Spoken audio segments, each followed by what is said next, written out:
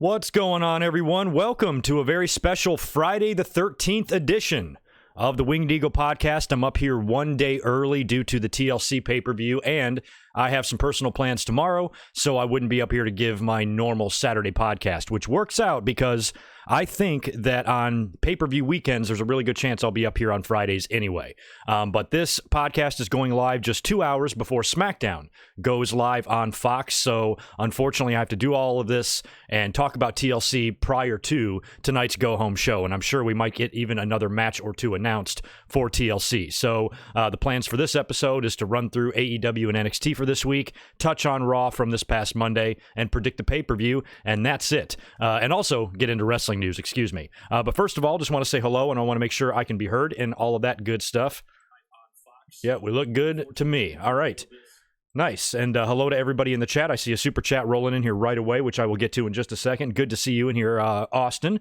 And yeah, so that's going to be on the agenda today. I don't know what kind of an audience we're going to have for a Friday afternoon. Saturdays have been working better for the podcast, but, you know, with the pay-per-views on Sundays, I want to get up my predictions a little bit ahead of time, so you at least have through the weekend to listen to them. And as far as what we see on SmackDown tonight, the one good thing about this is that I'm not too terribly concerned that the worlds are going to collide or anything like that on SmackDown, or anything jaw-dropping is going to happen. I think it's probably going to be a routinely regular, run-of-the-mill, lackluster, go-home show for a pay-per-view that, in all honesty, WWE's done a shitty job of booking and promoting and building to for the past few weeks. And up until just a few days ago, we only had a handful of matches announced, and according to my notes and WWE.com, I only have 7 matches written down with nothing advertised for the kickoff. So they're either going to bump one of these matches, like maybe Aleister Black and Buddy Murphy, or maybe the tag match to the kickoff, and add a couple of more matches on SmackDown. But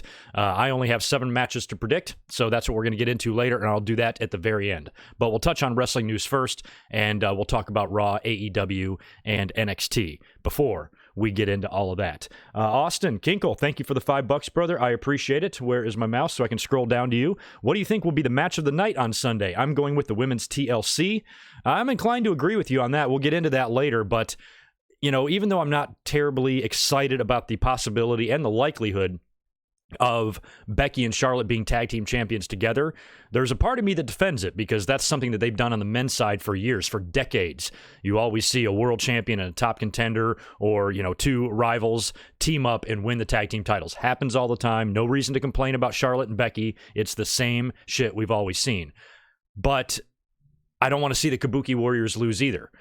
So it's like, shit, do we really want to see Becky and Charlotte go through this, even though it's been done a bunch of times? But despite all of that, and even though I don't really want to see the Kabukis lose the titles, I think the match is going to be amazing. And it marks the second year in a row, I believe, that Asuka, Becky, and Charlotte have been involved in a TLC match. Asuka won the match last year, right? Won the title. So maybe she loses this time around and Becky and Charlotte win the women's tags. I can totally see them doing that, even though I'm really sold and really invested now in the Kabuki Warriors as not only a tag team, but a heel tag team, because I was completely against their alliance to begin with, especially when Paige was their manager and they were kind of just thrown together. I thought it was a waste of both talents. Now that they've been together for a while, they've won the titles, turned heel, and feel more like a team. I don't, right when I'm starting to get comfortable with them, I don't want them to lose now. So I don't know what's going to happen on Sunday, but I definitely think that you could be right, Austin, and that match could be a show stealer for sure.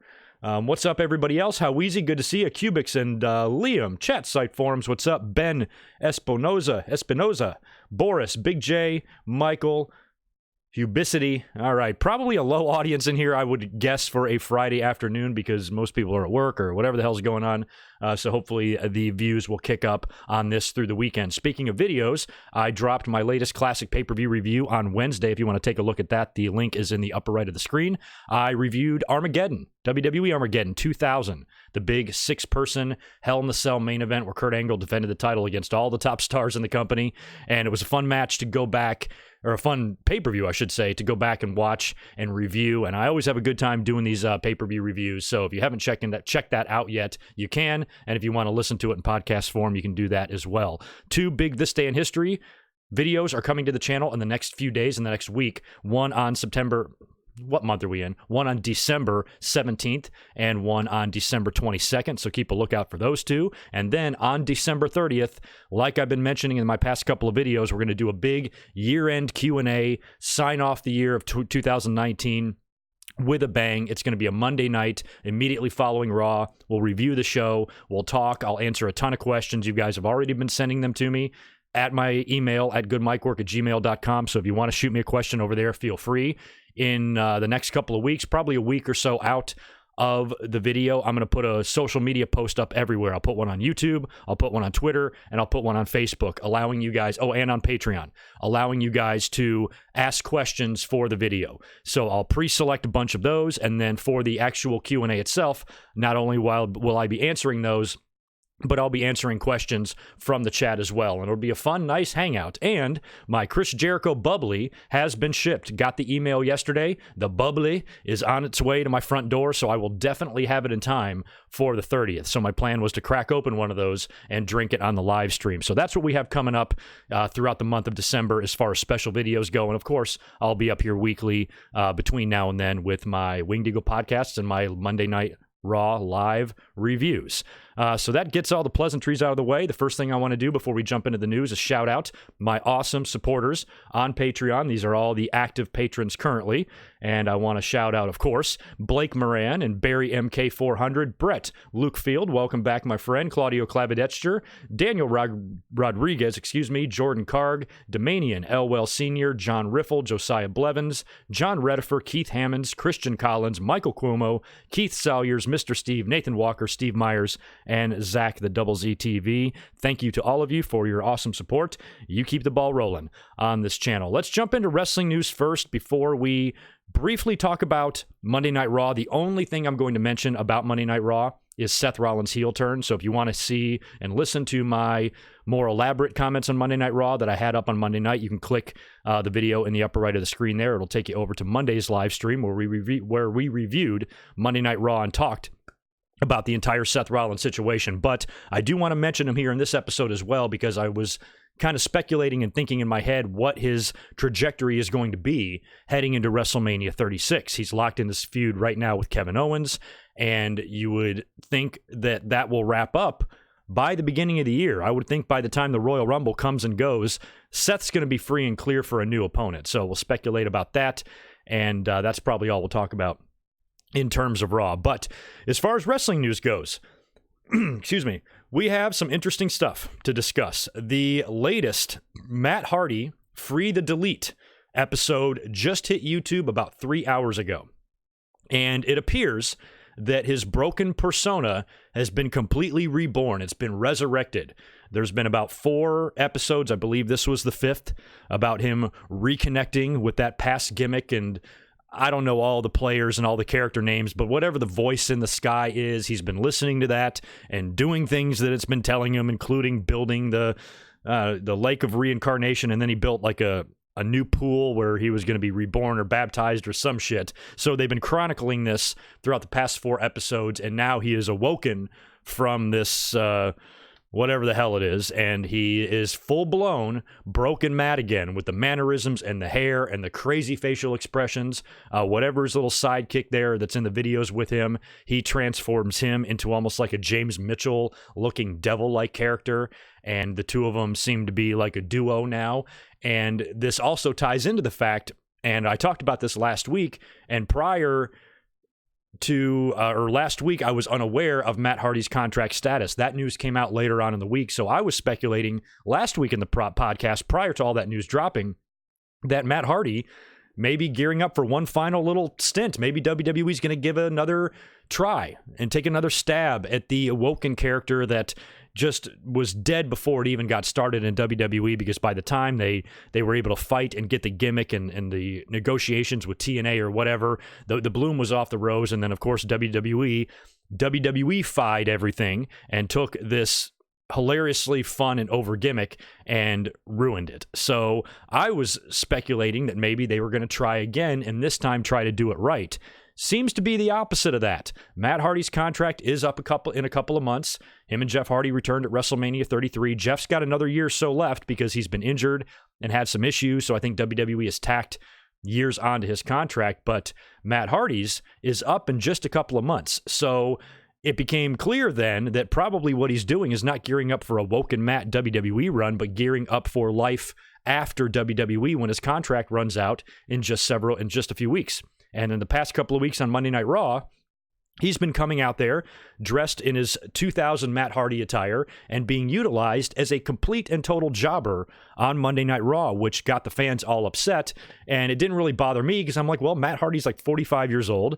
You know, when you're a veteran like this, and, you know, you should be putting people over. And maybe these losses are a way to tie into him being reborn into this Woken character. But the more and more it seems to be right now is he's actually going to be leaving WWE and taking hopefully the broken character, if whatever he owns of it, and going somewhere else, maybe even All Elite Wrestling. And WWE, I think they would let Matt Hardy go. I think they would give him his blessing. If he's not going to resign his contract, it shouldn't be a big deal. Yeah, they might job him out on TV, no big deal. He's going to go into another company as a completely different character. You know, unless this is all a big swerve, unless they're going to do everything on TV to make you think that he's walking out the door, WWE might be purposely putting him in these jobber matches only for us to think that he's leaving, and then bam, he shows up as the broken character, or maybe better yet, he shows up in NXT as the broken Matt character or whatever. But if not, he can now go somewhere else and do that. And when it comes to contract stuff, I don't think there's anything in there that says you can't have a YouTube channel, much like Jon Moxley.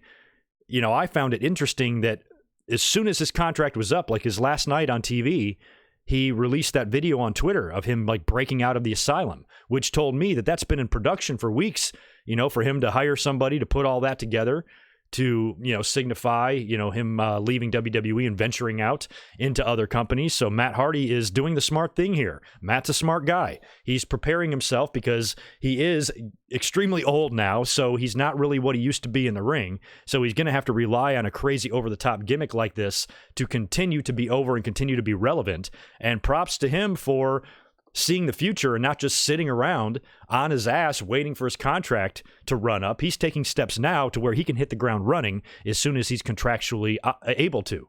So that's all good news. So whatever winds up happening here, whether Matt Hardy stays in WWE or leaves, I'm excited that the Broken Matt character is likely to grace a television screen again someday soon. And Matt Hardy also on Wednesday tweeted out kind of a cryptic tweet, but he didn't really give any information about it, but he did hint to the fact that he could be leaving. He tweeted out this on Tuesday. I quote, "I needed to return to WWE to finish in the right way. I didn't want 2010 to be my finale. I returned in the most epic way and repaid my debt. I waved the WWE flag with pride and worked hard to be a model employee. My conscience is clear, and I am at peace.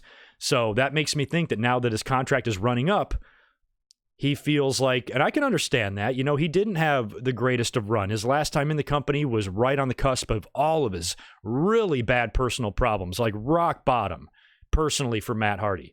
So for him to come back all of these years later and be a more matured wrestler and adult and human being, and came back and did everything the right way. Wish the same could be said for his brother, who just seems to not be able to get out from underneath all of those problems. But Matt, to his credit, did exactly what he said. He was a company guy. He did wave the WWE flag. The Hardy Boys came back into the company after all of those years away, and it was like they never left. And they returned in an extremely epic way at WrestleMania. So I thought all that was great. It was a great thing to see them return. I appreciate WWE trying the Woken Matt character, but they fucking sucked at it. So I think it's best if Matt does this somewhere else, and hopefully that somewhere else can be back in TNA, which might be funny, or back in Impact, or even in All Elite Wrestling. Could be fun stuff. So anyway, whatever the future holds for Matt Hardy, best of luck to him. I also thought, speaking of comings and goings, I found the Teddy Hart news kind of interesting. Now, Teddy Hart was recently released from MLW, and apparently he had shown up at an NXT event. I was completely unaware of that, and a few things had led to his release, and there's even some sort of issue and drama surrounding one of his ex-girlfriends that has disappeared.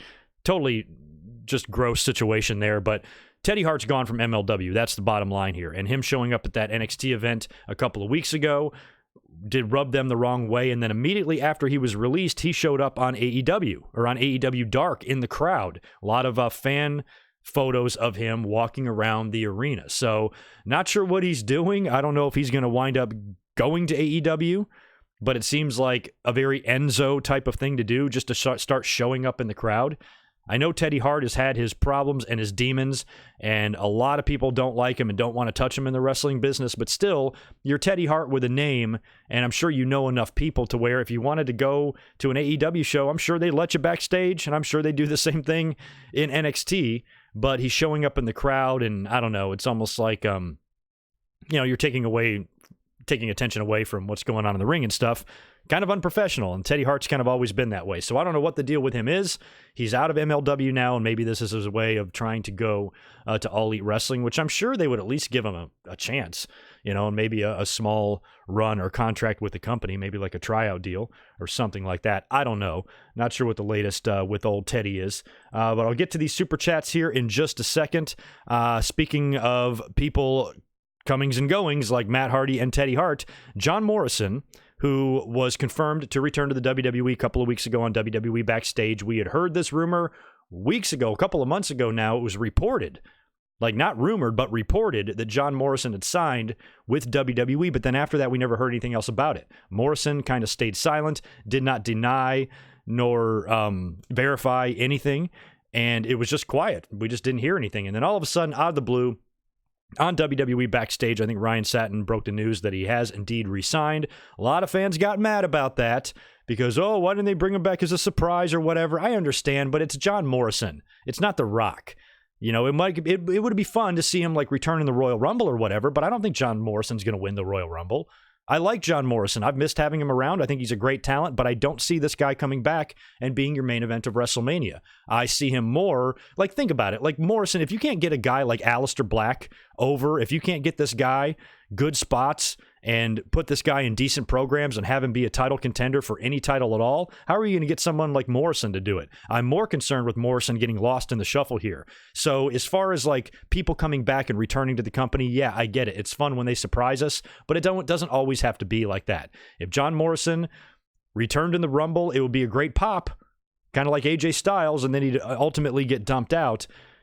So really, that's all we're being robbed of here is that one moment. But again, even if he came back, it wouldn't be a pop like AJ because AJ really felt like he came out of the blue. There was a few rumblings that he might be coming in. There were some rumors in 2016 that expect AJ Styles soon, possibly. But when he showed up in the Royal Rumble, it was quite the surprise and shocked the hell out of the audience. I don't think Morrison would have given the audience that same type of surprise because we already knew he was back. You got to remember, it was already reported that he re-signed. All they really did on WWE Backstage was confirm it. So I don't think any surprise was really sacrificed here. Not a big deal. He's back. At this point, they can bring him back however they want. They can still do it in the Rumble because if we don't hear anything about Morrison again up until the Royal Rumble and then he shows up there, that will be no more of a surprise than if they wouldn't have announced it on Backstage. You know what I mean? And he has been spotted at the Performance Center. So he has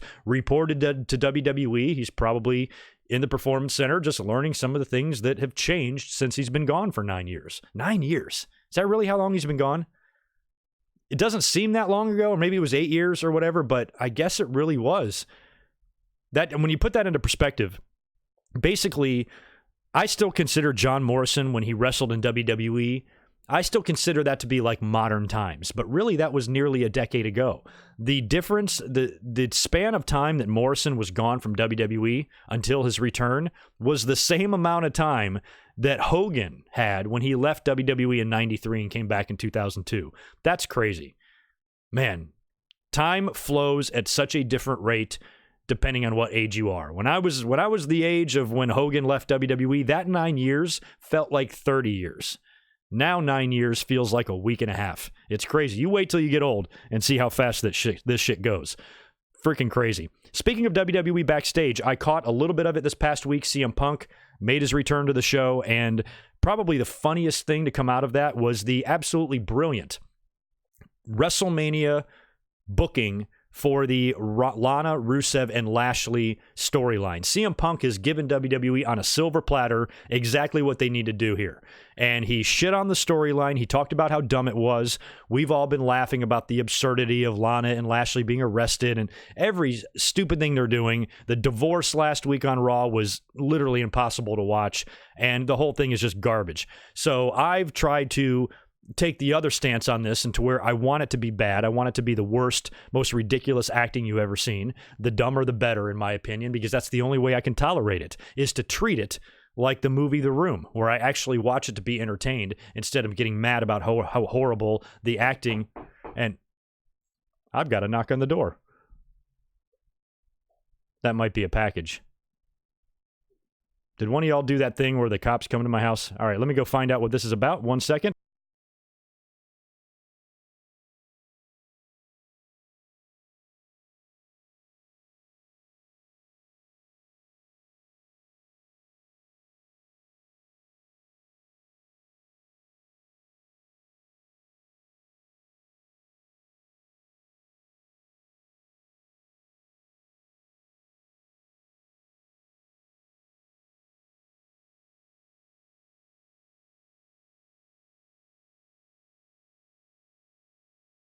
Oh, snap. Sorry about that, guys. I had a knock on the door because guess what is here?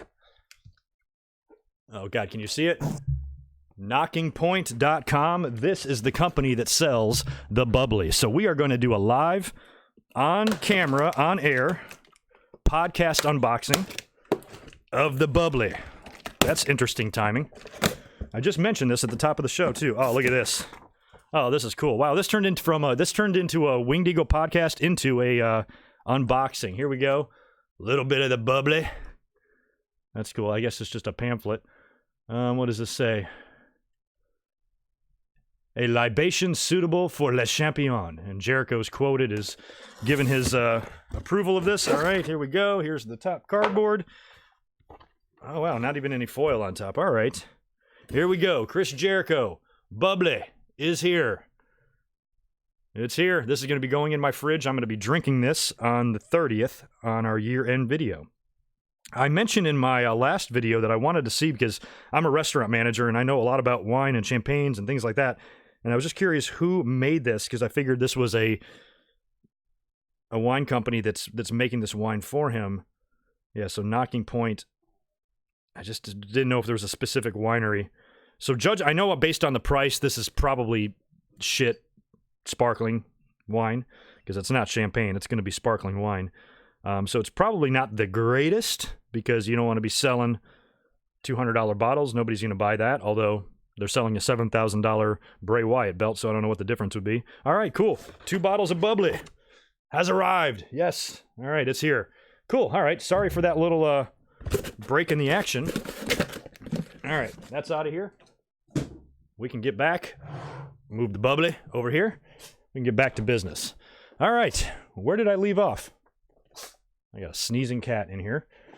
See, keep my man Bub in your thoughts. He is a little bit sick. He's got a pretty bad fungal infection that's going to require 6 months of medicine and treatment. And one of the side effects of the infection is he's sneezing a lot. So, yeah, keep the little man in your thoughts. I feel so bad for him that he's going through this right now. Anyway, oh yeah, I was talking about the CM Punk and Lana situation before Mr. FedEx Man knocked on my door. Good, I want to check here in the chat to see if you guys saw this. And then I'm going to go back and answer these super chats as well. The bubbly. If that was you, you'd be drunk already. You'd be chugging these bubblies. You got to at least throw them in the fridge first. Yeah, this is probably not very good champagne or very good sparkling wine, but whatever. It's not for taste. Yeah, I might be getting a little slammered on the night of the 30th, that's for sure. Before I finish the CM Punk stuff, let me answer a couple of these super chats, unless they are elaborate. No, we're gonna finish the CM Punk stuff first. Okay, so before we were interrupted, I was talking about CM Punk booking the Lana, Rusev, and Lashley situation all the way through WrestleMania. So basically, the gist of it is, and CM Punk goes on this long rant. He's got Renee Young in stitches, like laughing her ass off.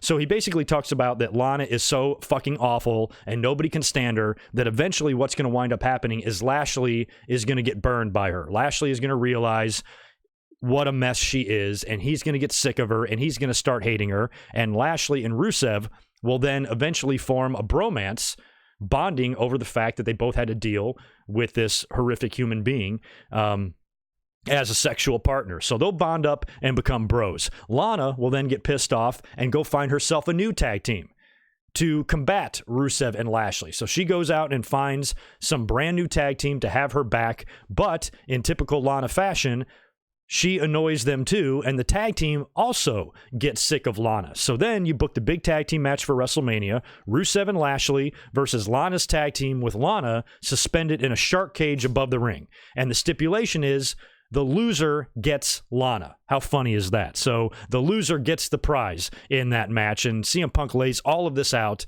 and the whole time Renee Young is just laughing her ass off. So I like it. I think that's exactly what they should do, and I think it would be a great way to make this feud at least somewhat watchable, but I don't think that really made Lana very happy. I think she even took to social media to voice her displeasure with CM Punk's storyline booking plans for the three of them, but I think they should do it. I definitely think WWE should do that. It would be entertaining, and if they did do anything to where that involved Lana being suspended in anything, you know that's going to have come directly from CM Punk on the show. So that was a funny highlight of the week. And speaking of Lana, by the way, I also read an interview with her that where I read the story, they did not credit where the interview was. So I don't know where the hell this even took place, but I read it over on Fightful.com.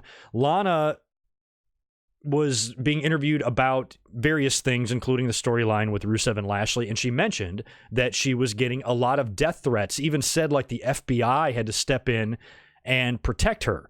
Now, I don't think that she's being in character there, because you don't really want to joke about death threats, you know what I mean? It's not something WWE would really do. So, you know, wrestling fans actually threatening Lana's life because they're mad that she left Rusev for Lashley. I mean, how stupid of a human being do you have to be to send her a death threat over a wrestling storyline in 2020? I mean, it's nearly 2020. It was one thing. I mean, death threats are never okay, no matter what. But it's one thing if it's the 70s and the 80s in the Deep South where the fans are fucking morons and they don't know that it's a work. It's one thing in the 90s when Slaughter is burning flags or doing whatever he's doing, being the Iraqi sympathizer, you know, or if you have really intense personal angles and storylines and feuds that took place back in the day before the cat was not out of the proverbial bag yet. That was one thing. Even though those are still ridiculous back then for people to make death threats, even in those times, at least you had the excuse of, okay, these people think what they're watching is real. What is the excuse for 2019? What is the excuse now? Are you threatening Lana's life because she sucks at acting? Look, I think Lana's the worst actor I've ever seen as well, but I don't want her to die over it. So that means, are you really mad at her over what she's done? I want to take a good look at the type of person that watches a Lana and Rusev and Lashley segment and believes it's 100% real, and believes that Lana is really left Rusev and is with Lashley now, that believes this horrible acting, that believes the most ridiculous, stupid dialogue ever written into any script in any form of entertainment, television, or movies. How can you possibly watch that and think it's real? A goddamn ape would know in 3 seconds that he's watching a show, a staged performance. These people might drive. These people might vote. Think of that. No wonder we're in the situation we're in. These people are allowed to walk amongst humanity, putting everybody's lives in danger, because your brain has got to be applesauce if you think any of this shit is real. Something's wrong with you. You need to be locked up. So these people out there threatening Lana, not only is that very dangerous to have these crazy people threatening her, but it's crazy and dangerous to have that kind of stupidity out there. Jesus. You know, when I read stories like that, I'm just blown away. There's nothing, I just can't imagine ever a situation that would even get me slightly mad, much less drive me to the point where I'm sending death threats to people. You know, my God, what a world we live in. So when I read that, I just could not believe it. I'm like, it's fucking 2019. What is going on? There have been lots of angles in wrestling in the past, way back in the day, that probably were very believable, I can remember some as a kid. I even mentioned my very first memories ever of professional wrestling were the series of matches between Dusty Rhodes and Superstar Billy Graham, when I saw those pictures in magazines, and I saw the pictures of the blood and Superstar being hung up by the rope, and over the top rope in the bull rope match, and all of that, like, to me as a kid who's 4 years old, looks extremely real. But these are adults in 2019 watching a clearly staged show and sending death threats over it. So I have no sympathy for those people, whatever happens to them. I hope somebody confronts them in the street, beats the shit out of them. I hope they get arrested one day, or I hope they just get locked up for being nuts and be put on heavy amounts of medication and electroshock therapy. Fuck you idiots for sending Lana death threats. Speaking of death threats, our old friend Big Cass is back to his mature adult ways lately. He basically threatened Joey Janela's life on Twitter earlier last week. So Joey Janela already had the beef with Enzo a few months back, where they had that run-in at the Blink-182 concert of all places, and that was a big topic of conversation. Now, I don't know what's going on between Janela and Big Cass, but Big Cass said in his tweet, "Janela, you talk about me one more time, I will end your life, real talk." He ends it with real talk.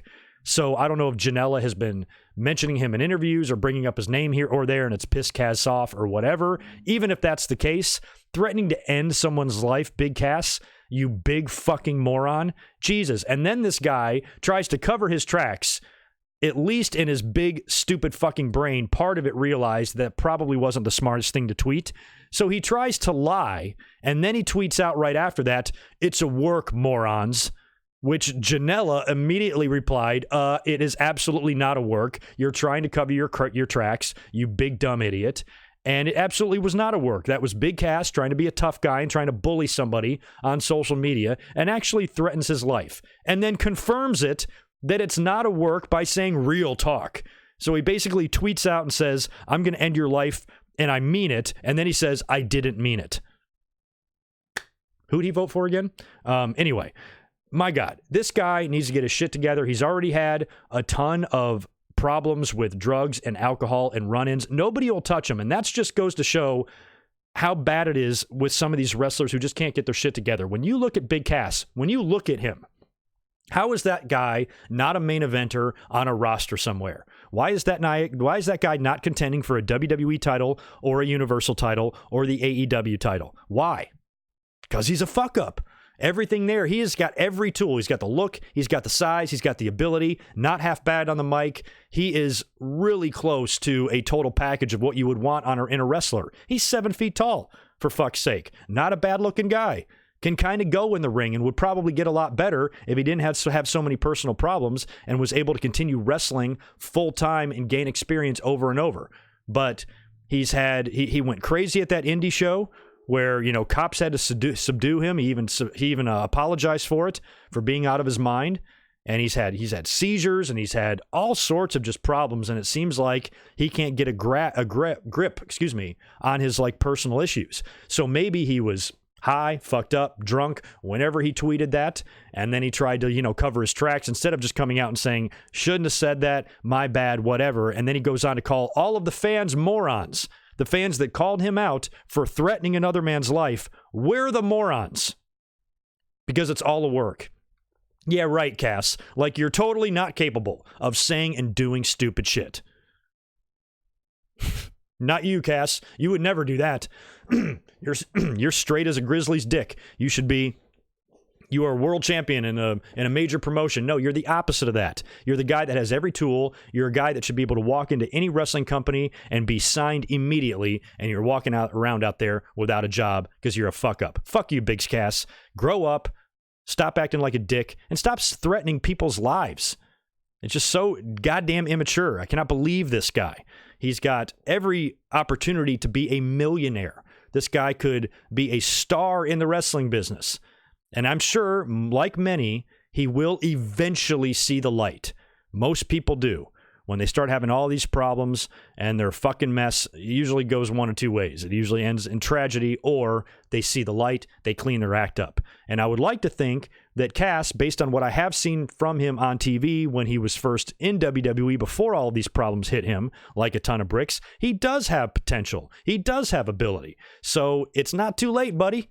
Turn your life around. You're still young.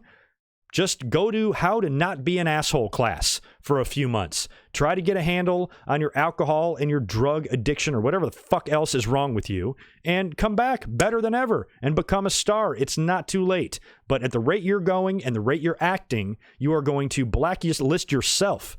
And like I said, imagine that. Imagine being 7 foot tall, 300 pounds with a great look and decent mic work ability, and you cannot get a job.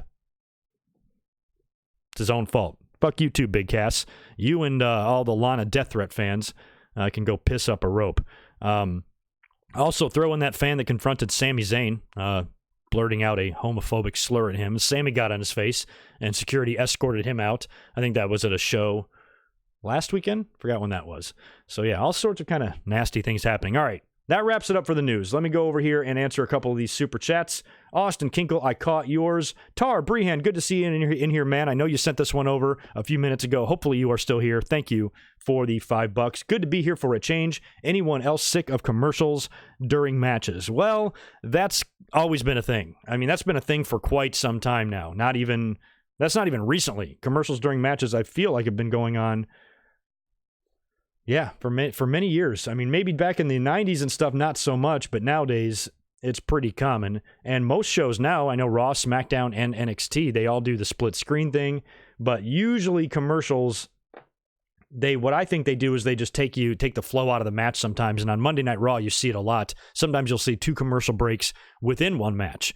Maybe if there's a pre-match brawl and then things have to settle down, we're going to go to commercial break. When we come back, we'll see if this match happens. They come back, you have the match. Then midway through the match, you do another commercial break before you get to the finish. And by then, people might have changed the channel or turned off or whatever. But that's how you pay the bills, by advertising. You got to have commercials. It's unavoidable. And that's what makes DVR so amazing. You know, back in the day, I didn't have these luxuries to DVR the show. I could record it on VHS and go back and fast forward through commercials. But nowadays, it's pretty easy to not have the commercials be a factor if you don't want them to, but they do take the flow and the momentum away from the match, I feel, when you have so many of them all the time. But it's unavoidable, Tar. I wish we didn't have to deal with them. Luckily, we have pay-per-views where we don't. And as far as TV goes, commercials during matches ain't going away. Nathan Hansen, thanks for the $2, man. Appreciate it. You're back. Missed you. Well, I missed you too. Have a good weekend. Yeah, you too, man. I'll be up here this Sunday, by the way, reviewing TLC immediately following the show. All right, that's it for these super chats. Okay, let's get back to business at hand here. Let's talk about Raw real quick. We saw the Seth Rollins heel turn this past week on Raw, which I thought was really well done, with him being in the back of the van and taking the hood off and attacking Kevin Owens and curb stomping him into the concrete. Really glad they didn't drag their feet on this. Really glad they didn't wait, until the Royal Rumble to finally make it known that Seth Rollins is turning heel, like we could clearly see him doing. And I do like Seth is a heel, and I thought he cut an amazing promo, one of my favorite Seth promos in recent memory. It's been a long time since I've really enjoyed him on the mic, and when he came out to the stage and he explained himself, I thought he did a phenomenal job.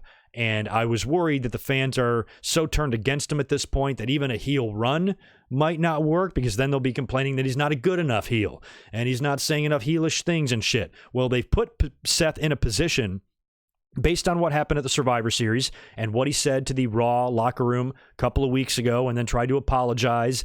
He's talking very much like Bret Hart did in 1997, where he really believes that he's right. He really believes he's the good guy in this, and anything heelish that he's doing, he's being forced into it and that sort of thing. So he believes what he says. He's fighting for what he believes in, and now he's told all the fans to go stick it up their ass, which I've been begging him to do for weeks. And all of that's done now. And I thought it was delivered and executed marvelously. And this should now make Seth Rollins a lot easier to watch on TV, because as a babyface, he was not cutting it at all. Wasn't cutting the mustard. Didn't connect. Promos were flat, way too scripted, said nothing with meaning. That was the complete opposite of what he did on Monday night. He was out there on that stage preaching, and it was great. Scripted or not, it was great stuff. So I'm optimistic now for Seth Rollins as a heel. I think they can have some fun with this. And I thought for sure that they would book Seth Rollins and Kevin Owens at TLC, but they are not on the card. So they might be saving that. They can't save that for the Royal Rumble. That's too far away. That whole issue just must be played out on TV. Unless it spills over into TLC, unless both guys are there at the show and they do a segment backstage or a brawl where they're fighting or whatever. But no Seth, no Owens, and no AOP currently is anywhere advertised for TLC. So we'll see if they make an appearance there or not. If they don't, I'm guessing that we're going to get some pretty big main events out of these guys on Monday Night Raw, which would make sense because we have no champion on Monday Night Raw right now. So they might want that storyline to take center stage, and whatever they do between Seth and Owens takes place on Raw. Could very well happen. But by the time we get to WrestleMania, and on the other side of WrestleMania, Royal Rumble, I expect that issue to be over, which begs the question, who will Seth Rollins face at WrestleMania? He's going to have an opponent. He's a heel now. They've teased the CM Punk thing on WWE Backstage, and I think he would be the number one opponent. It just depends if WWE can pull that off, if CM Punk has any interest in that. Like I said, he might want to jerk WWE around for another year before he even thinks about getting in the ring. That could happen.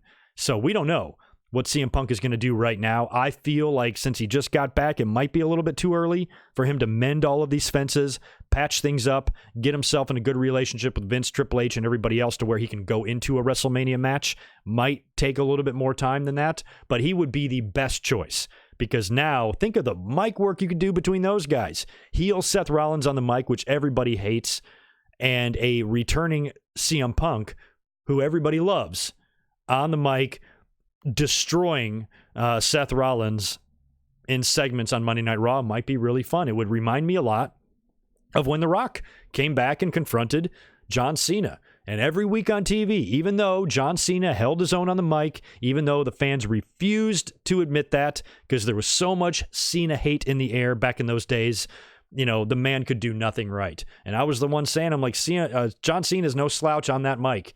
He can hold his own against The Rock, and he did. But every week, The Rock buried him on the mic. That's what the fans thought. Where Cena buried The Rock a few times on the mic as well. So, if CM Punk comes back, the fans are going to be hanging on his every word, and every insult that he delivers and throws at Seth Rollins' way, the fans are going to eat up out of the palm of their hand. So that would be a pretty big match. It would not be the main event, would not be for a title, but it would be a huge attraction match for WrestleMania. Maybe it would be enough to convince CM Punk to do it. If not, it's going to have to be somebody completely different, and that might be when you start looking elsewhere into NXT or whatever and try to bring up an opponent for him. But right now, CM Punk would be my number one choice, because Seth Rollins, I seriously doubt, is going to be wrestling for the title. We talked about that as well. I think the winner of the Royal Rumble will challenge Brock, and Bray Wyatt will either face Roman Reigns or somebody else on the SmackDown brand for the title at WrestleMania, and the winner of the Rumble, like a Keith Lee, Matt Riddle, someone like that, will hop to Raw, challenge Brock, allowing Seth to be working with somebody else, because I seriously doubt we're going to get Seth Rollins and Brock Lesnar again when both of them are heels. Wouldn't make much sense there. Unless Brock's a babyface, that's not going to happen either. We got to get that belt off Brock ASAP. So anyway, that's the latest with Raw. That's really all I wanted to mention there in terms of Seth Rollins, is that even though this past Raw was not that good, I thought the week before was pretty good, or the week that Rey Mysterio won the title, that was great. And Rey Mysterio and AJ had the rematch on this Raw, and the week prior to this was shit. This week wasn't horrible, but it wasn't great either. The Seth Rollins heel turn is what really made this show for me, and that was really the only thing worth talking about, because the divorce angle was silly. But like I said, go check out my video from this past Monday if you want to hear all of my thoughts on Monday Night Raw. Let's get into NXT and AEW now. I'm going to kind of run through these Cliff's Notes style, I should say, because I watch both shows, but, I feel like some weeks they kind of hit a plateau where neither show is going to deliver an overly amazing show, but they're not going to deliver a bad one either. Both of these shows, it was so ironic when I was watching them both, I felt like in my head that they were kind of equal as far as like which one I liked better. I know which one I picked this week. I did pick a winner in my head, and it was just by a hair. And once again, like last week, the ratings reflected nearly the same thing. But this time, instead of a difference of just a few thousand, the two shows fucking tied. NXT and AEW Dynamite drew 778,000 viewers each. That's incredible. I'm sure that was a double take. When I saw the news or the ratings come in the other day, or yesterday, I just was like, wow, flat out tie. I never thought you could, I'd like to know the exact numbers. Like, can we get the exact to really, truly find out who won? Can we get the referee to restart the match? Can we get 5 more minutes and get a winner here? An exact tie is pretty amazing stuff. It tells me that all the same people are probably flipping back and forth between the shows. I don't think anything I do counts as ratings. I have a streaming app that I watch the show. I don't think that's involved in the Nielsen stuff at all, and I DVR both shows and watch them back to back every Wednesday night when I get off of work. So nothing that I do is affecting these ratings at all, but really interesting numbers there, and they tied. And it was a week that they should have tied, because both shows were equally good, and that's kind of been a trend. So far, we haven't seen the ratings swing the other way, really. We haven't seen one show be vastly superior to the other show, but they still lose in the ratings. That's what Monday Night Raw had to deal with Nitro for so long. Finally, when they started getting better, they started putting on better shows than Nitro, but Nitro was still winning. You haven't really seen that with the AEW and NXT ratings. The better show, in my mind, has been winning in the ratings every week. I think only once I enjoyed NXT better and they lost in the ratings. So it's kind of been the trend here. So the fans are tending to watch the more exciting show, and that's good. And both wrestling shows are going to push the other, because now with this rating coming out, they're like, damn, we are literally neck and neck. So which one is going to take that step out to get ahead of the other one, and stay ahead? AEW had the early advantage because we knew they would, based out of just sheer curiosity and the fans' thirst for something non-WWE. But my question all along is AEW going to be able to sustain this long term? We don't know. It's been 13 weeks, whatever it is, 12 weeks. I don't even know. It takes at least a year to even have an idea if something is going to be a long-term deal or not. So it's still way too early to judge that, but that was my main concern for Dynamite, is being able to sustain decent numbers long-term. Both shows, I believe, were down a little bit this week in viewership, but still decent numbers, just under 1 million for both, and they did a flat tie. So that was good. Now, I'm going to talk about both shows here and just the highlights. We'll start with NXT first, because they opened up with just an amazing Cruiserweight title match. I really like that Lio Rush and Angel Garza have continued their cruiserweight title issue. One thing I haven't really liked about some of these championships is that as a really loud helicopter goes overhead. Can y'all hear that? Damn, that's loud. One of the things I liked about this is that they've done multiple matches. Like Lio Rush defeated Angel Garza clean a few weeks ago on NXT. And I'm glad that it wasn't the end. They did another match. It wasn't just dead and buried and Lio moved on to his next challenger.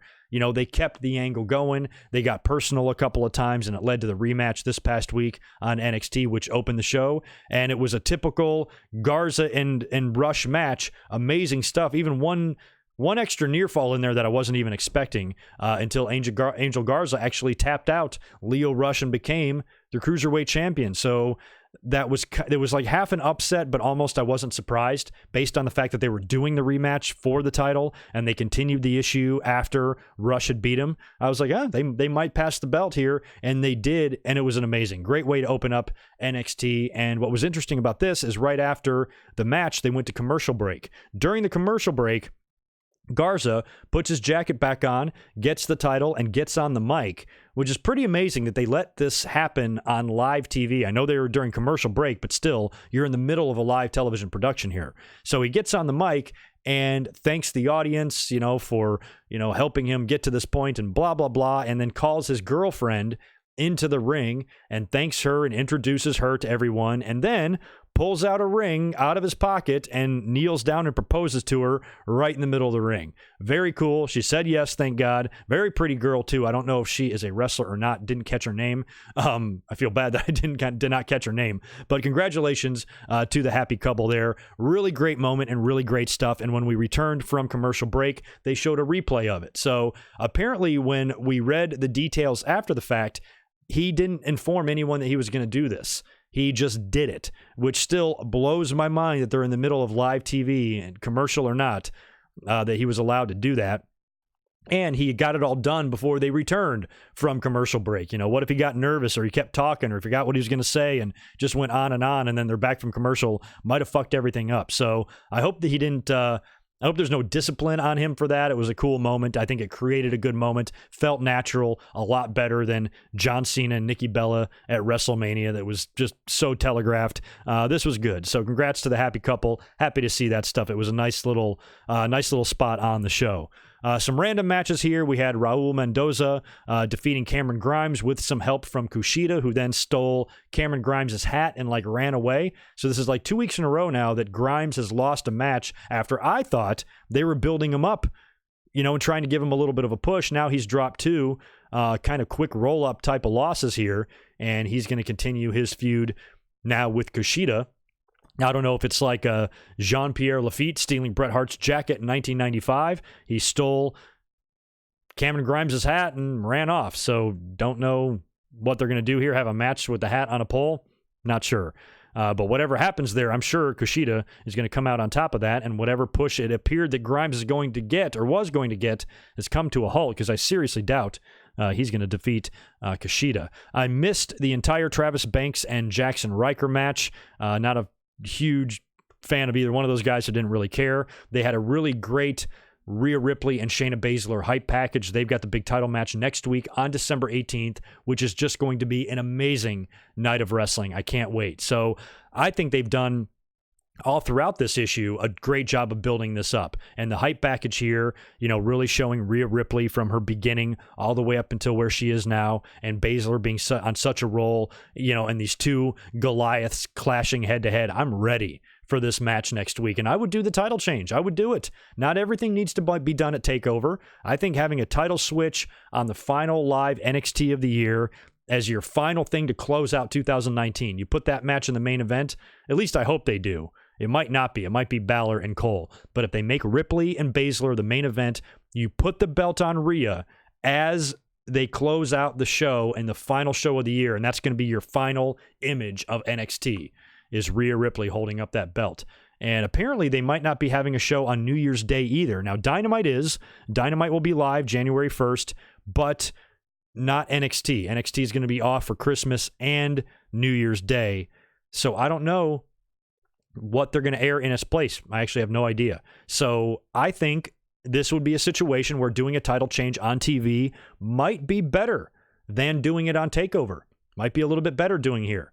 Because what if you did Ripley and Baszler and you did this title change at TakeOver, and I'm sure that would be awesome. TakeOver crowd, TakeOver atmosphere, Mauro Ranallo shit in his pants would be great stuff, but it might also happen, in the middle of the card, second match, first match, something like this. You put this thing on last and make this your final match of the year with Ripley dominant over Baszler winning the title. I think it would be a fabulous way to close out the year. So that's what I'm rooting for next week, is that Rhea Ripley actually defeats Shayna Baszler. If she does not, and Baszler gets a win here, gets a cheap win, cheats, has help from Marina Shafir or Jessamine Duke or anything like that, or even maybe a Dakota Kai or someone gets involved and costs Ripley the match, then you can do the rematch at TakeOver and have Ripley win there. But I think Ripley's been booked as a badass. I don't think you beat her right now, and I think she runs through Baszler.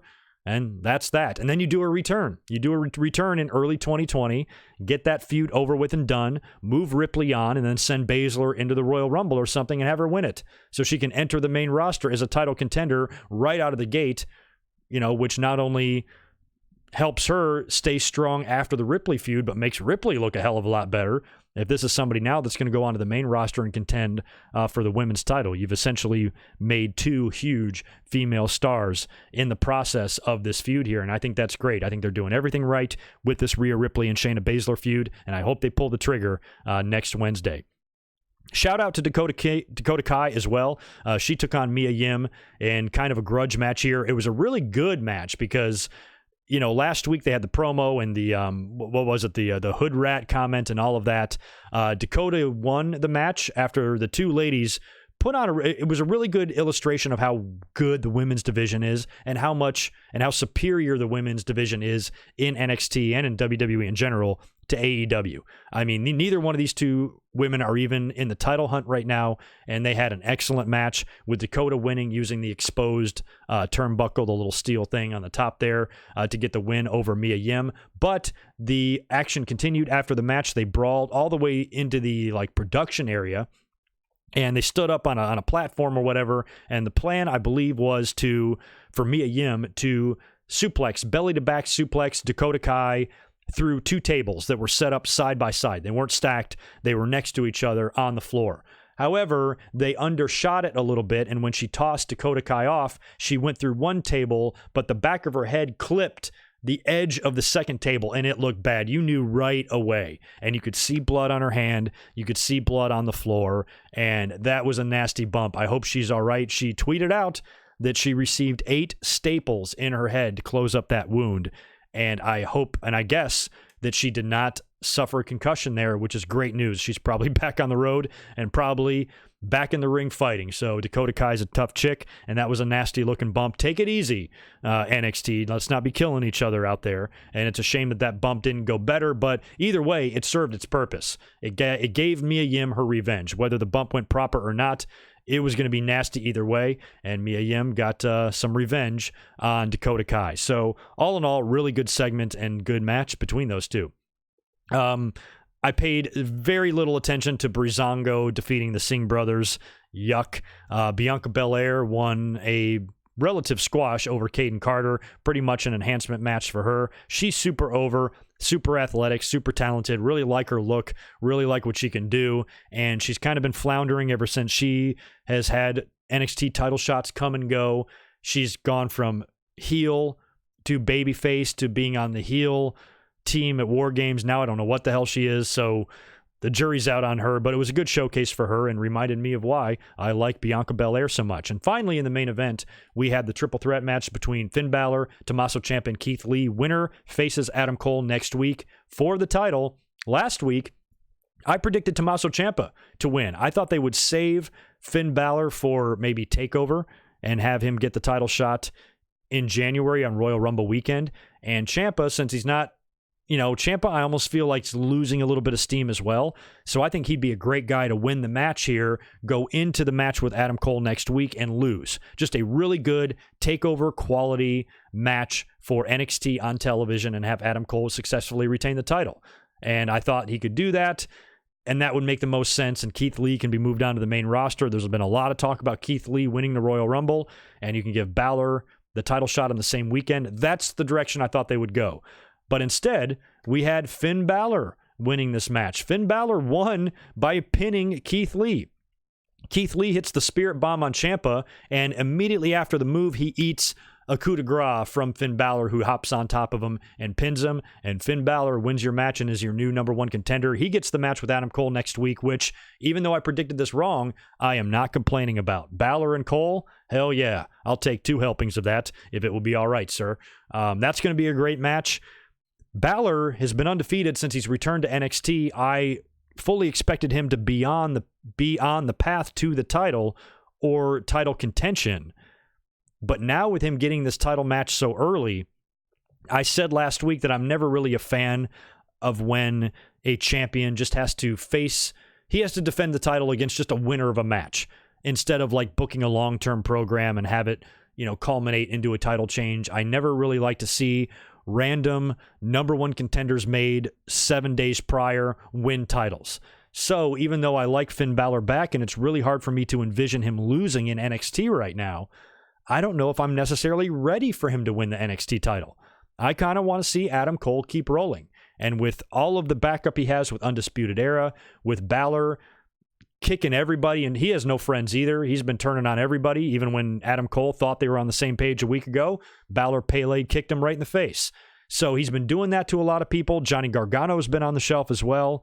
And that was the match that we were originally going to get at War Games, but Gargano got knocked out because he wasn't medically cleared to wrestle. So I think maybe he could get involved here, provided he's okay to wrestle. Don't know what his health update is, and they can continue and go with the Balor and Gargano feud that they were starting to do back in November. So I think something happens next week and Cole holds on to the title. That's what I hope. So if I had my hope, I'm hoping for Rhea Ripley to win and defeat Shayna Baszler, preferably in the main event for the NXT Women's title, and for Adam Cole to somehow successfully retain his title against Finn Balor, whether that be from help from the Undisputed Era or Johnny Gargano or Ciampa or even Keith Lee making their presence known in this match, causing some sort of a weird finish where Balor doesn't necessarily lose clean, but he loses.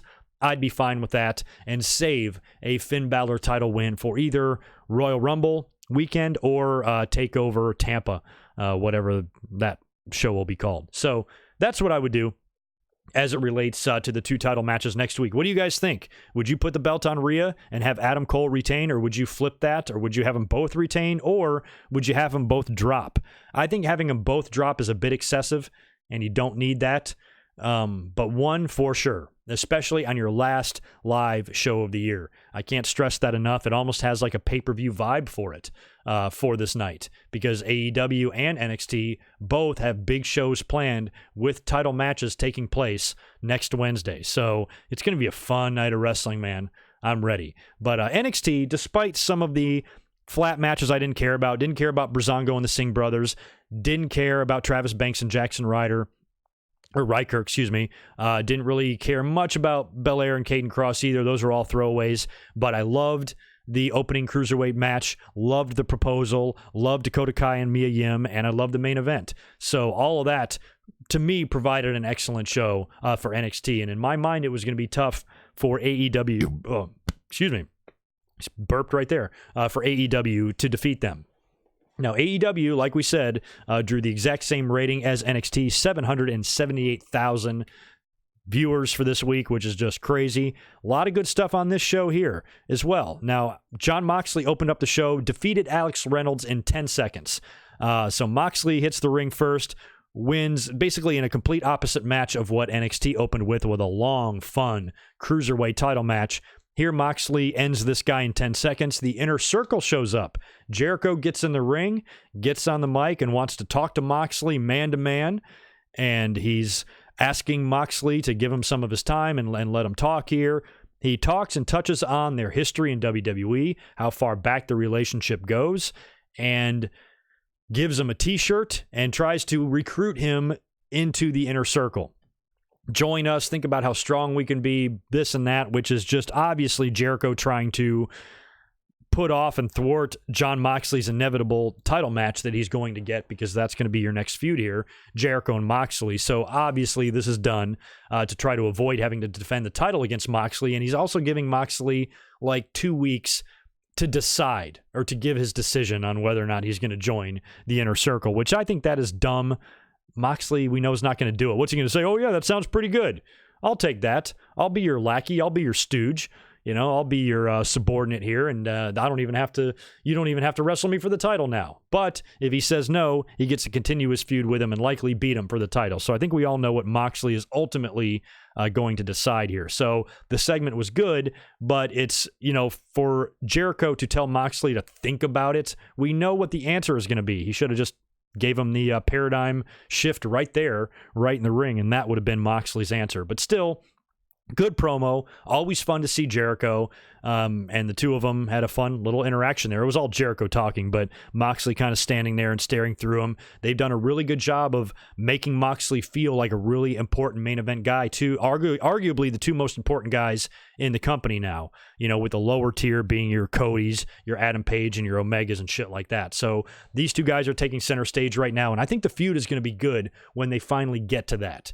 It might take, until mid-January, and probably this match, one of these matches is going to take place at the Bash at the Beach festivities that's tied in with the Jericho Cruise that I'll be going on, because the next pay-per-view, Revolution, is not until late February. I believe it's on leap year, February 29th. So we got a long way. We got 3 months, nearly 3 months, 2.5, before we get to the next pay-per-view. So that match is going to have to happen prior to that, and hopefully I'll be live in attendance to see that.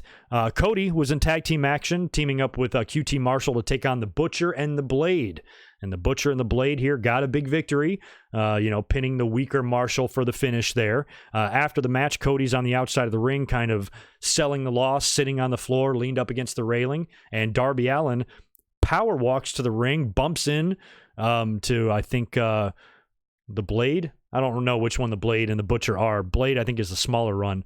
Runs into the Blade, smashes through him, gets right to Cody, and offers a hand and helps Cody Rhodes up. So I think they're doing the thing here where Darby is offering some assistance to Cody, because Cody gave him that great Broadway match on Dynamite, in their early stages. Was that on Dynamite? It was, right?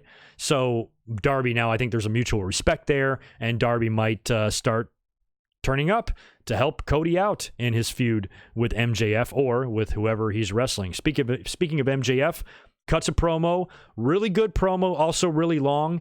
Some of the highlights there was him humiliating the crew member and giving him the crossroads, talks all sorts of shit on Cody Rhodes, makes fun of his lisp, which I knew MJF would go there. That didn't surprise me, even though it was still surprising to hear. I'm like, oh yeah, of course. MJF is the exact type of character that would single that out on Cody Rhodes. And he said that he'll announce they're going to have a match at some point. We know that. He's going to wait until the January 1st Dynamite in 2 weeks to announce whatever stipulation he chooses for that match. So MJF has got a couple of weeks to sit on this. He's going to think about it, and on New Year's Day, he's going to announce the stipulation for their match. I have no idea what it could be. It's not like it's WWE where you'd be like, Hell in the Cell or whatever. So I don't know if it's going to be a new match idea, new match concept, falls count anywhere, or something simple like falls count anywhere, no disqualification. I suppose they could do a last man standing, maybe a ladder match, although a ladder match would be stupid. I think just an old school, basic day one cage match is all you need here between these two guys. You need a 1980s style cage match between MJF and Cody Rhodes. Or maybe make it 90s style and do the blue bar cage, but maybe a good old 80s NWA bloody, gritty cage match. Try to remake, I think of like Magnum TA and Tully Blanchard in the cage in the 80s, just a dirty, bloody, gross match. I kind of envision something similar to that for these two guys. And I hope that whatever MJF announces, it's not too much, because what I'll talk about later in the main event, I just thought they broke 8 more tables than they needed to. So whatever they announce here for MJF and Cody, I hope it's not some crazy overbooked nonsense with an elaborate stipulation. I hope it's just simple, direct, straight to the point, cage match, bitch. Let's do it. That's what I hope.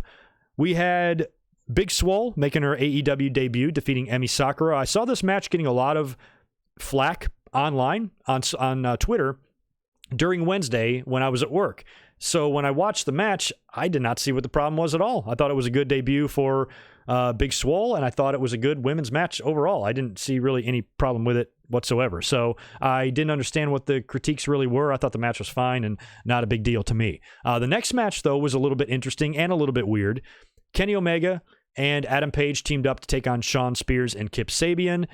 Fun little match here with, at one point, Penelope Ford hits a very Lita circa 2000 Hurricane Rana on Hangman on the outside of the ring off the apron, which was great. It looked fantastic. It actually looked better than the ones Lita used to throw back in the day. Very cool. Slightly better than Lita's, actually. We get to a point in the match where the lights go out, and this to me was a botch.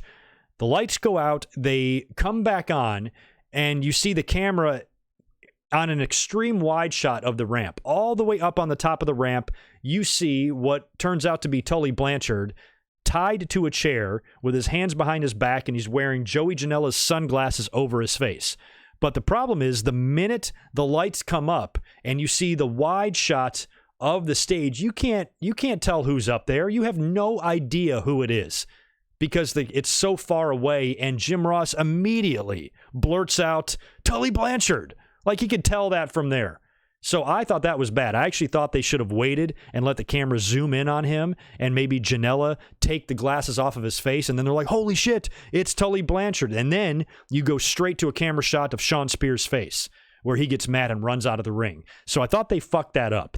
Go back and watch it back. They fucked that up totally. So it was pretty cool that Janela, kidnapped Tully, tied him up, and put his own pair of glasses over his face. But I think the commentators kind of screwed it up, much like Bobby Heenan said, yeah, but whose side is he on? Same type of thing here. But it was still cool. Like, Janela is going to continue his issue with Shawn Spears, which is fine. But they could have done more here. Not only did the announcers botch it when Shawn Spears ran up to chase Janela away, I think they just traded a couple of blows, like one or two punches, and Janela runs off and Shawn Spears unties Tully Blanchard. I think it should have been more of a fight. I think Tully should have still been... I think Janela should have gotten the upper hand at one point with Tully tied to the chair watching Janela stomp the shit out of Spears or something. I just wanted the fight to last a little bit longer. It didn't feel like it was that personal of a thing. You would think that kidnapping someone's mentor, tying them to a chair would be enough to infuriate you into a murderous rage, but you didn't really see that here. Spears just ran down, punched Janela a little bit, and untied Tully in a matter of... He just untied him in 1 second. It was probably the easiest knot. Tully probably could have gotten out of that himself. So if it was up to me, I would have dragged it out a little bit longer. I would have had the announcers speculate as to what they're looking at. Shawn Spears even doing the same thing, because Shawn Spears is way back in the ring. So if you just have the spotlight and you've got eyewear over top of his face, big eyewear like Janela wears, you would think that like Spears is going to be looking, the camera shows him looking like, what is that? And the announcers are like, what's going on there? Oh, it's Janela. And oh my God, holy shit, it's Tully Blanchard. He's kidnapped Tully Blanchard. And then you see Shawn freak out and run, and maybe the two brawl, and the brawl gets a little nastier, and it's just a little bit more dramatic. You know what I mean? So I think the whole thing was just flat. And another unpopular opinion here that I hate to say, but it's just my opinion. I'm not a big fan of Shawn Spears. I'm not. I mean, we all thought that he was just horribly misused as Ty Dillinger in WWE. He finally got himself over after 10 years in the business in NXT. And much like all NXT call-ups, the minute he hit the main roster, he was immediately dead in the water. He did nothing, and we didn't even see him on TV. He was in catering, and he was never to be heard from again. And he's a great talent, and he got himself over, to his credit. So when they released him and he signed with AEW, teamed up with Tully Blanchard, it's all great, definitely better than what he was doing, but he doesn't scream star to me. He doesn't scream someone that we should all care about. I think that AEW wants him to be that. I think he wants to be that, but the fans are never going to be sold on him as a true main eventer. You know what I mean? And this segment, in my mind, didn't help matters at all in this. I think the whole thing could have been done better and could have been made to to make Spears and Janela and Tully all look better. And I think they're all to blame for that. So anyway, when Spears runs up and chases off Janela, that leaves Kip Sabian in the ring all by himself, and he winds up eating a V-trigger, and then Adam Page blind tags himself in. And they've been teasing kind of on the Being of the Elite episodes too, that there might be, they've planted a seed there already of an issue between Omega and Page. Page blind tags himself in, hits the buckshot lariat on Sabian for the win. And Omega, it was very Mega Powers SummerSlam 88, where Omega really didn't have a problem with anything. They got the win. He even kind of was like, well, whatever, a win is a win. No big deal. The announcers even tried to put it over as that, but he was kind of giving Adam Page a couple of looks. Looking over at him like, okay, didn't expect that, but whatever, dude. And next week they have a match, right? Who are they facing? I have it written down. Omega and Page are taking on the Lucha Brothers next week. So maybe we see a little bit more of that next week, and they eventually build to a feud here, because this is the way I think it's going to go in AEW.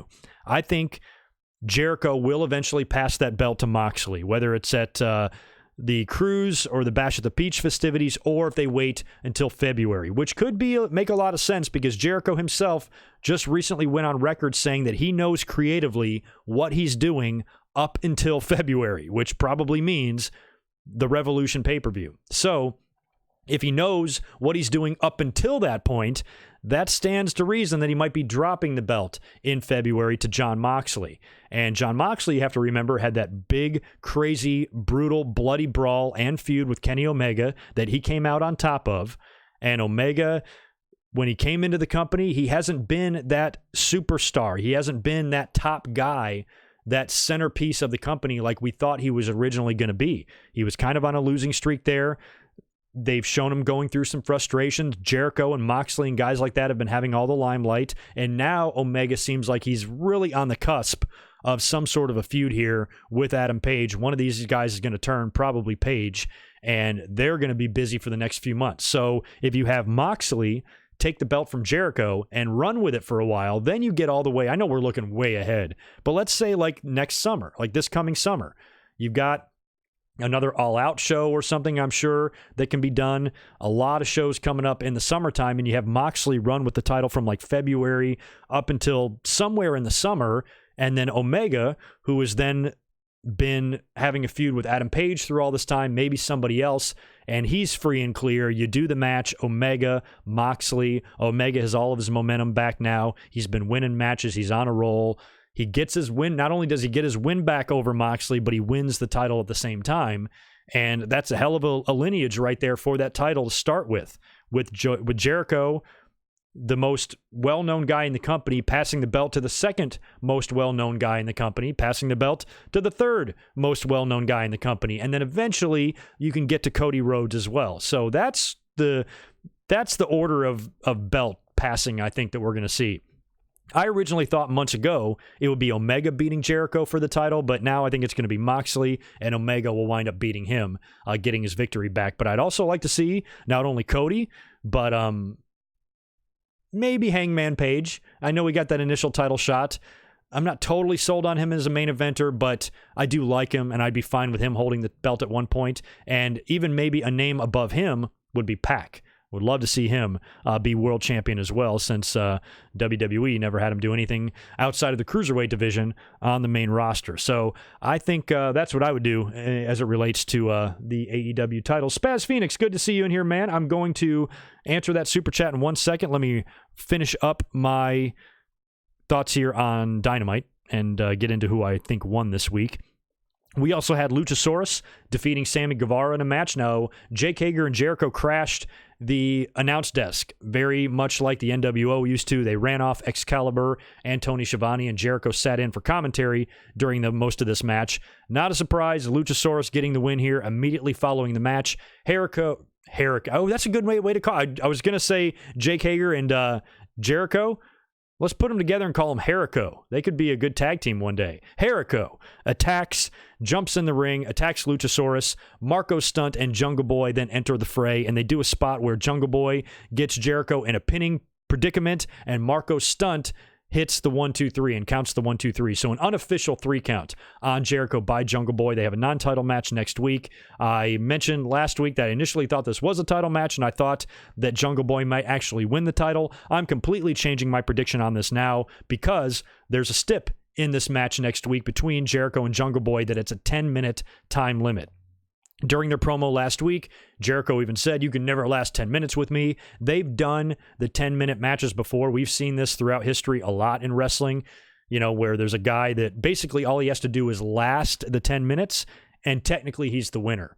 I think that's how they brought Dustin into WWE. I'm pretty sure when Dustin Rhodes came into WWE and joined up with Dusty, he had a match on TV with DiBiase. And I think the rule was if he lasted 10 minutes with DiBiase, he won. Bret Hart and Shawn Michaels nearly had one of these matches at King of the Ring in 1997, but Bret was still hurt, and they scrapped the match. That match was initially supposed to be like a 20-minute time limit or something. So this is the type of thing we've seen before. And Jungle Boy now being in this situation to where all he has to do is last 10 minutes, I will promise you, he gonna last that 10 minutes. Because this is a win-win. Jericho is in a position to not only be a champion, but to put guys over at the same time. And maybe putting over Jungle Boy and losing to him would have been a stretch. When I mentioned him potentially winning the title, I admitted that was kind of crazy, but it might be something that AEW wants to do to create some buzz. But even though you want your champion to put over younger talent and to get them over and to help get them over, he can't be losing all the time. He already took a loss to Scorpio Sky a couple of weeks ago, and here he had an unofficial loss via pinfall to Jungle Boy on this week's TV. So what I think is going to happen next week is Jungle Boy simply just going to last the 10 minutes and win the match that way. He's not going to beat Jericho, but he's not going to lose to him either, and I fully expect Moxley to get involved there. So Moxley can come out. You can even have Luchasaurus, Jungle Boy, whoever. You're going to have the inner circle out there, but I think Moxley will be the difference maker. He'll come in, cause just enough distraction on Jericho for Jungle Boy to last the 10 minutes, and it's a big feather in the cap of Jungle Boy because now in the record books, it will go down that he defeated Chris Jericho, even though he just lasted 10 minutes with him. So it's a good way to get Jungle Boy over without beating Jericho, because Jericho didn't lose either, don't forget. And it's kind of a win-win all the way around. So I would bet my middle nut that Jungle Boy lasts the 10 minutes next week and technically gets the win against Jericho in that match. And like I said, if Moxley gets involved, that should be some fun shit. In the main event, it was a Texas street fight between Proud and Powerful and the Young Bucks. And this was great. I mean, it was a great over-the-top, wacky match that kicked off right on the entrance ramp when the Bucks were making their entrances. They were jumped. There was a big brawl. There was a whole match took place on the ramp there and on the stage that involved, I think, a Matt or Nick Jackson swanton off the stage through a table. They did a ton of shit up there before they finally made their way to the ring. And my one big complaint about this match is they did way too much. I said earlier on, it felt like in this match, they broke 8 more tables than they should have.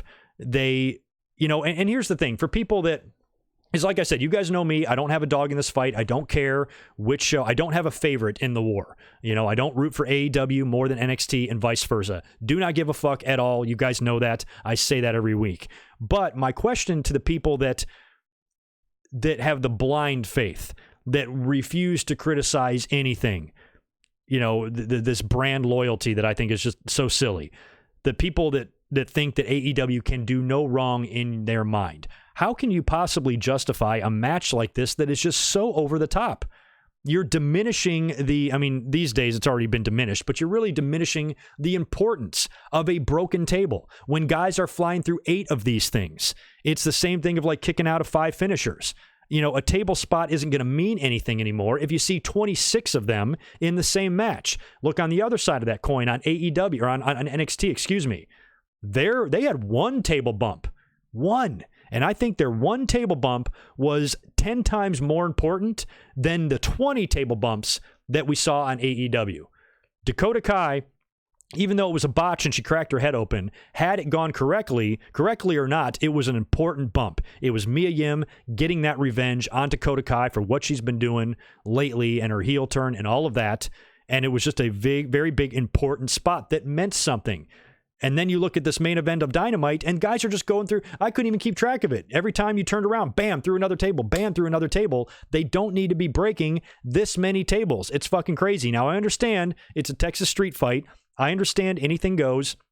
And I understand in a match that anything goes, you can do whatever you want. So it's not like they were breaking the rules and doing this shit behind the referee's back or anything. It was just too much. It was not overproduced, but overbooked, I guess, is what it was. It was way too many tables. They didn't need that much, and they needed to shave probably a good 7 or 8 minutes off of this match and probably 5 less table breaks or 8 less table breaks in this match. Just way too much. In the end, Young Bucks got the win with the Meltzer driver on Ortiz, and they will now face for the titles, because this was a number 1 contenders match, by the way. The winners of this would face SCU next week for the tag team titles. So the show goes off the air with the Bucks and SCU, who are at ringside. I don't like this either.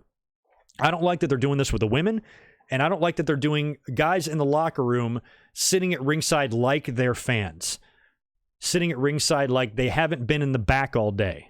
You know, I just don't like it. I don't think, I know it's different, and, you know, not a lot of wrestling companies do that. You bring guys in the front row when they're, you know, from another brand or something like that, but not when they're there. That would be like Drew McIntyre on Raw sitting in the front row watching matches. You know, it wouldn't make any sense. So I'm not really a big fan of that, but it did provide the good face-off to close the show with the two teams looking at each other. And based on what NXT has planned for next week with the 2 big title matches, and one of them with Rhea Ripley, and I'm in hopes that she wins the women's title, one of those title likely changing hands, I can see AEW putting the belts on the Bucks. I can. I still think that the elite guys and the guys with executive power in the company should maybe hold off on winning titles, but the Bucks are super over. The Bucks are a very decorated tag team. I kind of thought they were going to win the tournament, but they didn't. SCU won instead, and I can't think of any title defenses by SCU yet. So that might not work. You know, the Young Bucks might not win the titles if SCU hasn't even defended them yet. But I can see it happening. You got to have a big title change or something big happen on your show next week, because I know they tied in the ratings this week, but if NXT just does their NXT thing next week and has 2 takeover quality matches, I find it really hard to believe that they're going to lose in the ratings to AEW next week. All they got to do is go out there and do what they do, and they should win. So AEW is going to have to counter that by having some crazy shit on their own, you know, and maybe putting the titles on the Bucks might be the buzz they need to keep the ratings as close as possible and maybe even potentially win them. But my money is going to be on NXT next week. But as far as this week goes, who won the week, in my opinion? Which show did I like better? Last week, my opinion reflected exactly what the ratings were. I said I liked AEW by this much, by a sliver, by 1 hair off my ass is all I like them more by. And that's exactly what the ratings reflected. AEW won in the ratings last week by like 6,000 viewers. This week was a tie, but it's the opposite in my mind of last week. Instead of AEW winning by just this much, I'm picking NXT. NXT, to me, had the better show because of, you know, like I said, the main event was way over the top. It was just way too much. The Moxley and Jericho stuff was good, but in the end, we know what the result is going to be there. They did some teasing with Omega and Paige, which I did like, and there was good wrestling, and all in all, a really good wrestling show by AEW, like they've been giving me for every week. So when I say NXT won, that doesn't mean AEW sucked. AEW was still an excellent show, but to me, I appreciated and liked NXT a little bit better because of the awesome cruiserweight match that opened the show, the great marriage proposal, which I think was a nice impromptu addition to the show that no one saw coming. The Dakota Kai and Mia Yim match was great. The hype up for Rhea Ripley and Shayna Baszler next week, plus the amazing triple threat with Ciampa, Balor, and Keith Lee. All of that, to me, made the show more enjoyable, but just by a little bit. And here's another defense of AEW I'm going to have. One of the biggest critiques I've noticed about AEW, especially on social media, is the fans pick apart fucking everything they do. Now, kind of like me, just a minute ago, I was talking about the main event being overbooked, which I firmly believe it was.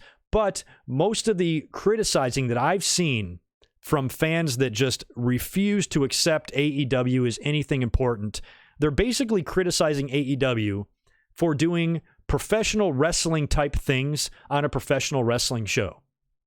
They criticize stuff for being too weird, too wacky. You know, the Brandy storyline is fucking ridiculous. They're crashing through too many tables. A lot of the characters are weird. It's the show kind of feels disorganized at times. Well, all of that kind of goes hand in hand with being a wrestling show, right? Wrestling shows are supposed to provide a variety. Wrestling shows are supposed to give you different type of things to watch, different type of matches, different type of segments. They are supposed to be over the top, exaggerated, embellished, fun, wacky type of entertainment. And that's all that AEW has been giving me, in my opinion. Every single week, they've been hitting a home run in my mind in terms of giving me a wrestling show, with the segments with the Inner Circle and Jericho's dad coming out of a box and the crazy backstage fights that we've seen and brawls and the tickets and the bubbly and all this shit with Jericho and all of the matches. I think they got enough talent there where they put on exciting matches. Most main events have been good. They've had really good quality tag team matches as well. Although Jericho, much to his credit, recently called a team meeting in AEW and addressed the ridiculous ignoring of the rules in the tag team division by not only the wrestlers, but the referees as well. Every tag team match in AEW is confusing. Nobody knows who's legal. Guys are allowed to do whatever the fuck they want. And Jericho called everybody out for that and told them to knock it off, which is good. I'm glad that you have guys like that are the veterans there. They're trying to tell these guys, look, it's confusing to watch. Stick to the rules. This isn't a free-for-all out here. So it's Jericho's doing, I think, playing his role well of being, that locker room leader and being that guy that's carrying the title. That's, everything's kind of on his shoulders right now. So what AEW is doing has been fun. Darby Allin on the skateboards and all the wacky matches that they've had. To me, all AEW is doing is giving me a professional wrestling show. And what are the fans doing? They're going online and critiquing it. They're getting mad at Sammy Guevara's, shooting star press into the super kick last week. Well, it didn't make any sense. It's a fucking wrestling show. He's got his phone. Sammy Guevara has his phone. So does Tyler Breeze. Like, what's the fucking difference? At least Sammy's like thinking outside the box, and Tyler Breeze just has his on his selfie stick and he takes pictures of his stupid face, and that's it. At least Sammy's on the top rope with his vlogging a shooting star press. Who the fuck's done that? So they're trying to have fun. They're trying to do things. Stop reading into it too much, over analyzing it, and worrying about what does make sense and doesn't make sense. This isn't the Oscars. These aren't Academy Award movies. These are wrestling shows. It's not hard to be entertained by these things. And when you start looking too far into it and start, over critiquing every little thing, almost like in a perfectionist sense, that's not fun. It's not fun to watch a wrestling show and pick apart every little thing they did wrong. What's fun is to ignore the little things they did wrong and not harp on them. The big things they did wrong, sure, address them. I think the main event was too fucking much, but the little things they do, give them a break, man. They're a brand new company. They've been around for like 3 months. We haven't even gotten out of the woods yet of these Wednesday night wars. We have such a long journey ahead of us, and it's too early to deem anyone the winner at this point, or at least try to predict whether or not AEW is going to be a success or not. In my mind, in the mind of this 40-year wrestling fan, I think AEW is going to make it at least for a few years. There's a lot of people out there that think that they're nothing compared to WWE and they suck and they're doing this wrong and that wrong and the ratings are going to show it and they're going to be out of business in 6 months. I think that's stupid. There's also people that are so hardcore, diehard fans of AEW that they think they're going to put WWE out of business in 6 months. I think all of these fans should be put on a boat and the boat should be sank because they're all dumb. So every criticism I've seen of AEW so far, I'd say for the most part, 90% of them I've disagreed with. I think they're petty, and I think they're nitpicky, and I think the criticisms of the AEW product aren't, sometimes they're fair, but for the most part, they're not fair, and they're mostly just reflecting the internal bias that whoever the hell is criticizing him is all it is. So that's the way it is. It's the way it is in sports too. The Patriots suck. If you hate the Patriots, they suck. I hate the Patriots. I fucking hate Tom Brady's face and Robert Kraft and that whole damn organization. But I will never be stupid enough to say they suck, because that's ignorant. They don't suck. They got more Super Bowl rings than I have fingers, for fuck's sake. So they don't suck. That's untrue. So I just wish fans would be a little bit realistic. If you want to criticize AEW, great, do it.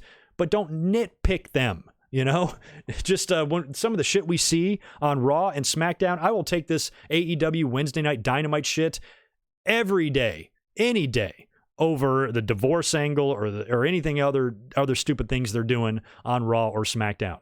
Give me this over Mojo Rawley and Lana and Rusev and Lashley and, oh my God, and stupid matches and scripted promos and god-awful shit. It's not that bad. And I think AEW, like I've said for the past few weeks, has allowed some growing pains. They can make some mistakes along the way. I'll cut them some slack. I have no problem with it at all. You know, they deserve, or they have the right to make a few mistakes based on the fact that they're a brand new company doing live TV every week with a roster full of new guys. They don't even have their infrastructure set yet, and they're already on live TV. They're flying by the seat of their pants, and I think so far, more often than not, they've delivered. Most every Dynamite that I've seen so far on Wednesdays has been a good show. And this week was no different. I just happen to enjoy NXT just a little bit more. And I have a feeling in my heart of hearts that next week I'm going to enjoy NXT better as well. I just think it's going to be really hard to top that wrestling.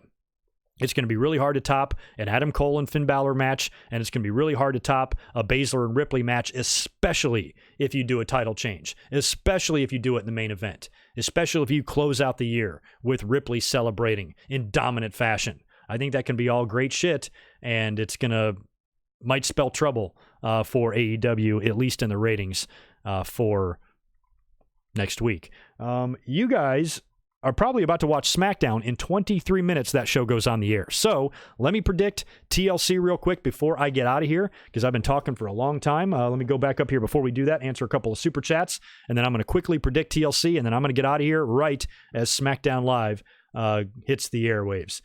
Tar, Brehan, thank you for another one, man. Thank you for the $2 and stopping back in here. Got to go make dinner for the kids later, everyone. All right, have fun feeding them, and happy weekend to you, and thanks for stopping by tonight. What else did I miss? Spaz Phoenix, right?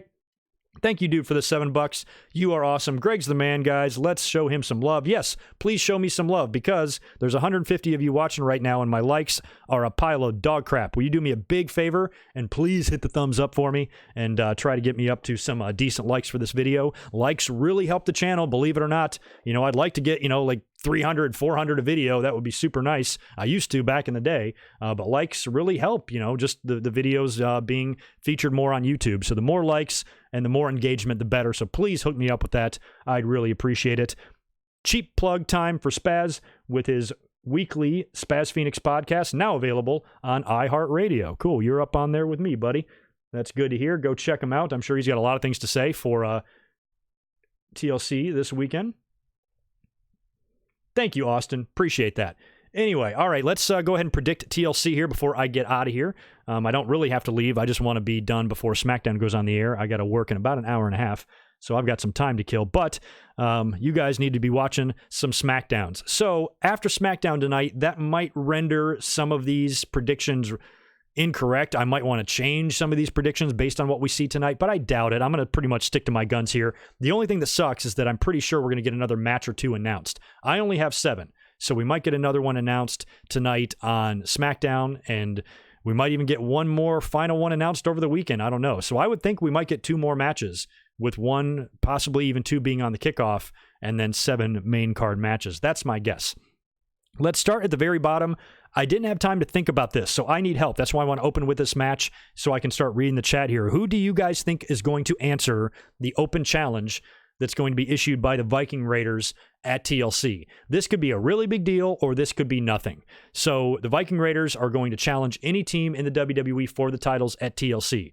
If their challengers turn out to be like a letdown like Hawkins and Ryder or something like that, or some random-ass team, I don't think it'll be the Street Profits, because they just wrestled them as well on Raw recently, so it could be them. If it turns out to be a team like that, I can almost see this match being on the kickoff. But if it turns out to be a major team like, I don't know, the Authors of Pain, then that could be on the main card. But the Viking Raiders are so dominant, I kind of thought we would wait to get to that inevitable match, this big clash of teams, Viking Raiders and Authors of Pain. But they might want to pull the trigger on it now. to give Seth some gold in his stable. I don't know. So I suppose it could be the Authors of Pain, but if I had my vote, I'd wait on the Authors of Pain, because the Viking Raiders, the team and the look and the gimmick and everything is a little weird to me or whatever, but I do like the team in the ring. They're amazing. And they've been dominant as hell, beating the shit out of everybody. So I'm not ready to see that end yet. I think you build to the AOP at some point. Let AOP continue doing their thing with Seth, and at some point down the road, you can do this match. I'd have Viking Raiders win whoever answers the challenge here. So basically, here's the way I'm predicting it. If AOP answers the challenge, I predict they will win the titles. If anybody else other than AOP answers the challenge, I predict the Viking Raiders will retain. So I know that's kind of a cop-out, but I don't know who the champion or the challenger is going to be yet, so it's hard to really predict that. So if it's AOP, they're going to win. If it's not AOP, Viking Raiders are going to win.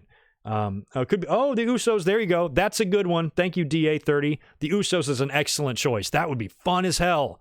Usos and Viking Raiders, and you know what? I'd still stick with my prediction. If the Usos answered the challenge, I would just like to see that match. I think it would be a great match. And you know what? I'd put the Viking Raiders over.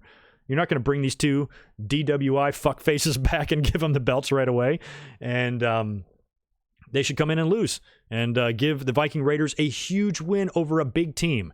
The OC, same thing. If it turned out to be them, it would be kind of like a letdown, which is why I think it should go on the kickoff show. If it turns out to be Gallows and Anderson, I'd put it on the kickoff and put Viking Raiders over. So yeah, those are all good suggestions, and really, DA30, I like that about the Usos. I would love to see that match. That would be really good. You might be right on that.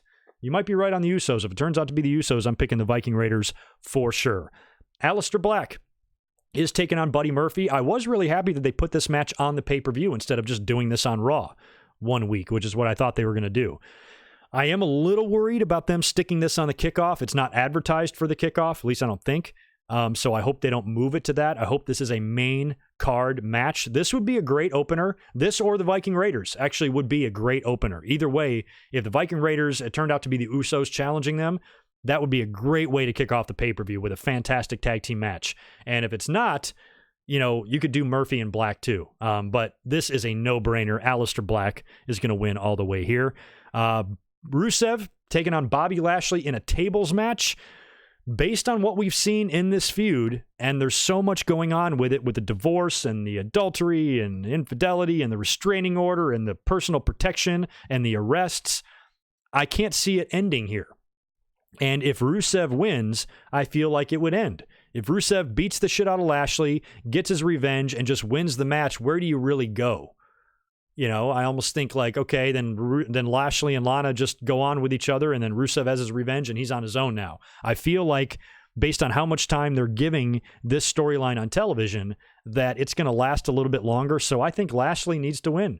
I think Lashley will win this match. It's just a tables match anyway, so Rusev can be on the top turnbuckle and Lana can run up there and push him off, and he falls through a table and wins and loses that way or something like that. Either way here, I'm picking Bobby Lashley to win the tables match. The New Day defending the SmackDown Tag Team titles against the Revival. This was recently made into a ladder match, I think today. I don't think this was previously announced as a ladder match. I noticed that today, and it's for the SmackDown Tag Team titles. Revival, can't remember who they beat. They won a match last week to earn the shot against the New Day, but I'm picking the New Day to win. Revival, still no word on whether or not they've re-signed their contracts. Feels like the writing is on the wall with those guys, and they are going to be bouncing when their contracts are up, unless WWE puts the belt on them for yet the third or fourth time, trying to convince them to stay. When they initially announced or made it known that they wanted out of the company, WWE put the titles on them. Then they took them away. I think they won the titles again. They might have even won the titles a third time. I don't remember. I've lost track. But I don't think they'll win the belts here. I just keep them on Kofi and Big E for now. So I predict them to win the ladder match. The women's tag team titles are also on the line. I talked a bit about this match at the beginning of the show here. Kabuki Warriors defending against Charlotte and Becky. I'm going Charlotte and Becky. That's who I'm going to predict. I don't want to see the Kabuki Warriors lose. I talked about in the beginning of the podcast here that I'm finally sold on them being a team. I didn't like them being put together at first. Didn't like them as a babyface team. Didn't like Paige with them. Didn't like anything about the duo at all together. I thought they were too good, had too much to offer as singles wrestlers to be slapped together in just a time-killing tag team, which is what I thought what they were doing. But as time went on, they grew, they meshed well as a team, they turned heel, incorporated the green mist, have new theme music. They feel more of a real team now. So I don't want to see that end. But at the same time, when you've got the two biggest stars in your female division, Becky, who reigns supreme at WrestleMania and will likely hold this title for a year going into next WrestleMania, and the Queen, Charlotte, this is very reminiscent of what they've done with Steve Austin and The Undertaker, Steve Austin and Shawn Michaels. Countless other top stars in the men's division have teamed up to win tag team titles in the past. We see this all the time. Didn't John Cena and Shawn Michaels wrestle the WrestleMania main event as tag team champions? This always happens. So the fans that have been complaining, because I've been seeing it a lot, that it makes no sense. Why would they do that? Why would they put Charlotte and Becky together and have them win the titles? I'll tell you why. Because they always do that. Always. Throughout history. Just watch Raw. Happens all the time. Nothing different about it. But that doesn't change the fact that I don't want to see the Kabuki Warriors lose. I don't want to see them lose. But I think they are. And I'm picking Becky and Charlotte to be your new women's tag team champions, and it gets some more gold on Charlotte, and it gets that feather in her cap now as well. She'll be well on her way to being the first ever Grand Slam champion or whatever, whenever they have that. If they ever introduce a secondary belt, she'll probably be the first one to win that too. But I can totally see WWE decorating Charlotte even more, and Becky for that matter, with a set of tag team titles. Now, the good thing about that is if they do win the titles, I do think you can set something up where they drop them. Maybe back to the Kabukis. Not someone else, but back to the Kabuki Warriors. That would be great, because Charlotte and Becky aren't really friends. We saw last couple of weeks on Raw where they, thought about teaming up, but then no, and then finally they got together after they both got their ass kicked by the Kabuki Warriors. They were in the trainer's room together, and they're like, you want to be champions? And they're like, yeah. TLC match. And by the way, this is going to be a tables, ladders, and chairs match for the tag team titles. So this could be the show stealer. I think Austin mentioned earlier on in the chat here that this is the match he's picking to be the best. I'd be willing to believe that too. I think you got some possibilities here. I think if it turns out to be the Usos, Viking Raiders and the Usos are going to be off the hook. I think Black and Murphy are going to be really good. So those matches have potential as well. But yeah, Charlotte and Becky and the Kabuki Warriors could be the show stealer here, and I hope that it is, because I like all four of these women involved here. I mean, these are four great women, arguably the four best they have, on the main roster, all in a big tag team match, TLC match together. Can be fun. I think it's going to be a lot of fun. We've got Roman Reigns taking on King Corbin. This is also a TLC match. Roman got a dog food shower last week on SmackDown. Now, SmackDown's about to go live in 12 minutes. Roman might get some revenge tonight. If Roman Reigns comes out on TV, beats the absolute fuck out of Baron Corbin, and leaves him in a pool of his own blood and vomit, then maybe I'll change my prediction and predict that Corbin has some help from Dolph Ziggler or, Bobby Roode. I forgot to mention him earlier on in the news. Don't really have time to get into it now, but Bobby Roode was suspended for 30 days. And who else was? There was 2 suspensions. Fuck, I forgot who the other one was. I omitted to put that in my notes. I didn't put it in there. I'm so sorry. But yeah, Bobby Roode was suspended for 30 days, wellness policy violation, so he's no longer around. But you might get Dolph Ziggler out there or somebody else helping out Baron Corbin to get the win, but I doubt it. I think it's going to be Roman all the way here. Roman winning the TLC match against King Corbin. And finally, Bray Wyatt, possibly even Funhouse Bray Wyatt, defending the Universal title against The Miz. This was originally supposed to be Daniel Bryan. Daniel Bryan got sucked into the abyss and all his hair got ripped out. So he's now MIA, and Miz has stepped in to take his place. And it looks like based on Primo Cologne. Thank you very much for that. I knew it was someone like that I haven't seen in forever. So based on what we've seen on the Funhouse vignettes and segments leading up to this, is it looks like this might be Miz, not versus The Fiend, but versus Funhouse Bray. I kind of hope it's still The Fiend, but I have a feeling we might see Funhouse Bray take on The Miz here. That's what it looks like is going to happen. Either way, Bray Wyatt's retaining the title here. There's no way he's dropping it to The Miz, and I would not be surprised at all if Daniel Bryan gets involved. I would not be surprised at all if we see Daniel Bryan appear at TLC, back to his old haircut, and what if he turns heel? What if Daniel Bryan turns heel and joins Bray Wyatt? Bray Wyatt alluded to the fact that he used to have a family last week on SmackDown, and they did a few shots of the Wyatt family that included Daniel Bryan in there. It was 6 years ago during this time. It was late 2013 when Daniel Bryan joined the Wyatt family, and I think on the final Raw of the year, he turned babyface and turned on Bray Wyatt, making the fans extremely happy. So maybe he reverts back to that, and maybe instead of coming out and helping The Miz win, he helps Bray Wyatt win. That could happen. I kind of hope that Bryan gets involved and we still get another match between Wyatt and Bryan, maybe at the Royal Rumble again. That might be fun because I really like what they've done with this feud. I was under the impression that Bryan was going to be just a time-killing program for Wyatt until we get to WrestleMania, but they've taken a lot of twists and turns here and made this thing interesting and good. And now I'm excited and intrigued to see where it goes. And I'm even excited and intrigued about the little tie-in with The Miz and Daniel Bryan and all of their history. Daniel Bryan a couple of weeks ago getting the pep talk from The Miz. The Miz admitting, I don't like you, but, you're very important to SmackDown. We're a family here. You're very important to this brand.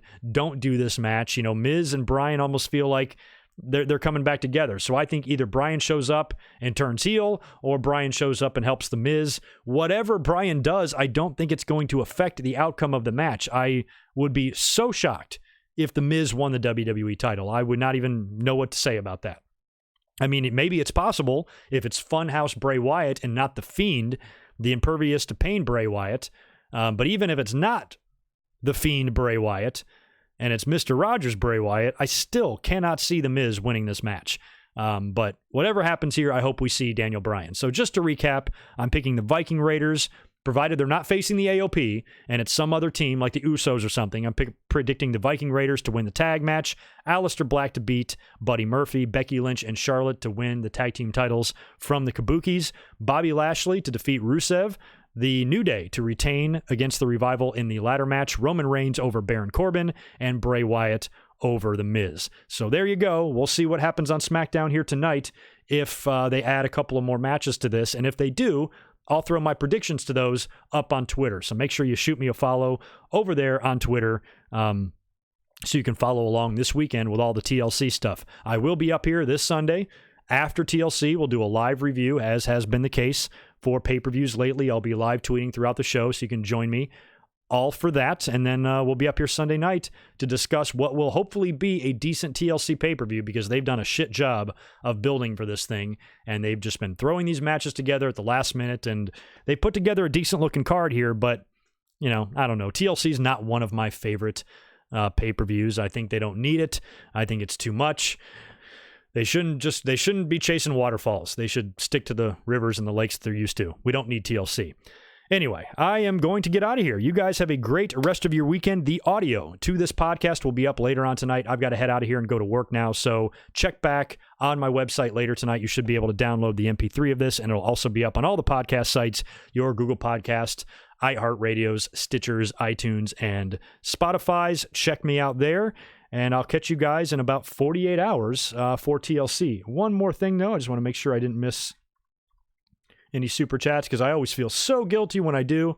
But no, I did not miss any there. All right. For a Friday afternoon stream, I'm really happy with the audience here. We had a decent amount of people in here when I didn't think we would. I would still really appreciate some likes. If you guys could hook me up right before I sign off here, I would love you a long time. You guys be good. I will catch you Sunday night immediately following TLC. Talk to you then.